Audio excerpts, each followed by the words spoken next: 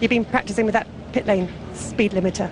Yeah, I have. I've just been imagining it's your nipple, so I'm being a bit more gentle with it when I take my finger off it at the end of the pit lane. DC and I just had like so much banter over the years. He seems very genuine. I saw an interview. Yeah, I know where you're going with this one. And I was going to send it to you. Oh, God. The Canada interview. Yeah. I made the huge mistake. DC had screwed up. He'd messed up with the pit lane speed limiter. He'd got a penalty for speeding in the pit lane and failed to get what would have been the team's first podium finish as a result.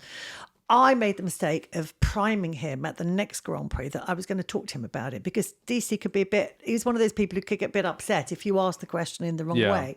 So I said, I'm just going to ask about it. So big mistake, because that meant DC had an opportunity to come up with an answer. So basically when I said, oh mate, problem at the last race, with the pit lane speed I had, kind of a bit joking, have you been practicing it? And he went, yeah, I've been pretending it's your nipple and caressing it gently. He said this on TV. What? I don't know. I was about to send it. Yes. You've been practising with that pit lane speed limiter. Yeah, I have. I've just been imagining it's your nipple, so I'm being a bit more gentle with it when I take my finger off it at the end of the pit lane.